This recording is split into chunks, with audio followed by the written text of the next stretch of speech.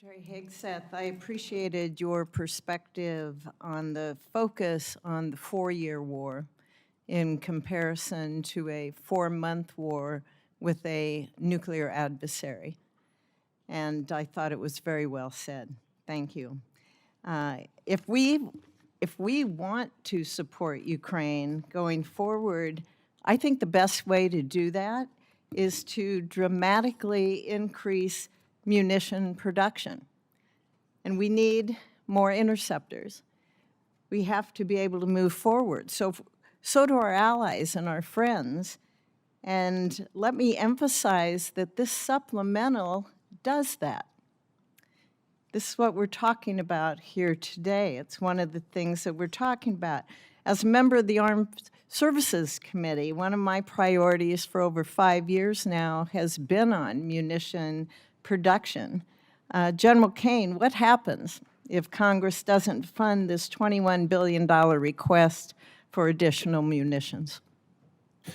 Well, ma'am, there's been a lot of work done by the department to partner with the private sector. I'll acknowledge some of the efforts that the private sector is doing to utilize their own capital to facilitate factories. If we don't, as a team, figure out how to properly fund the department, then we're not going to get the munitions, and there's going to be a lack of shared risk between the federal government and the private sector. And I think we're at a point in time in our history where we need to partner. We need to find an ability to share risk.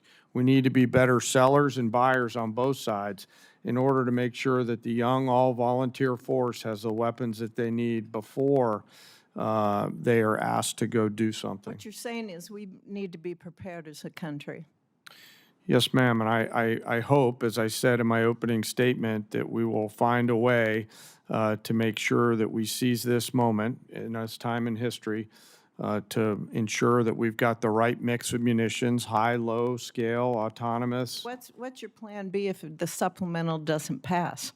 What's plan B? Ma'am, we will always figure things out. We will always have contingencies. We will always determine a way to create multiple simultaneous dilemmas for adversaries around the world in order to create time for us to do the work that the Congress and the department needs to do together. As you've heard me say a number of times in our posture hearings on armed services and also in classified briefings, we don't have a lot of time, do we, sir?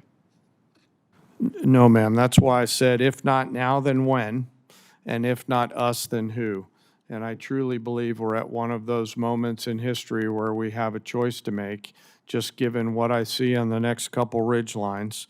And I encourage us to move forward. Thank you. Mr. Secretary, how would this request scale munitions production and be able to accelerate our delivery times? In the past, previous administrations would sort of send the same amount of dollars into trying to encourage companies to build another factory and add an additional shift. What this munition request does is fulfills deals that our department have cut with these companies. First, multi-year procurement, where these companies that make SM-3s or Patriots or THAADs or Tomahawks. It was a priority for our NDAA a couple years ago. Absolutely. When we put that and you in. have provided that authority, multi-year procurement. And now those companies are spending $4 billion, $5 billion, $3 billion on building their own new factories that then produce 2x, 3x, or 4x the amount of munitions than they did in the past, and they paid for it. So actually, in this budget, which is $21 billion, as you mentioned, it saves $18 billion over the FIDIP on munitions because we're buying munitions at today's cost and not at 5 or 7 years from now when we will also get them.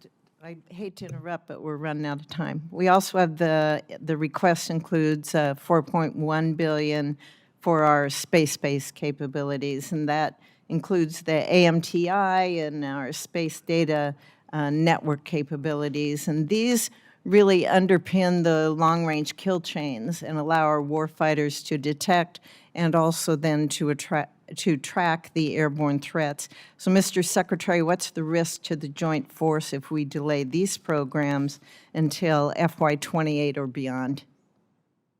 Senator, not being able to see, not being able to sense before an adversary is able to engage one of our capabilities, and which means falling behind in the domain of space, which means falling behind at every other domain. Great, thank you. And General Caine, do you have anything to add on that about why Congress can't wait? I think you make such an excellent case on that. No, ma'am, I'll stick with the words that I offered.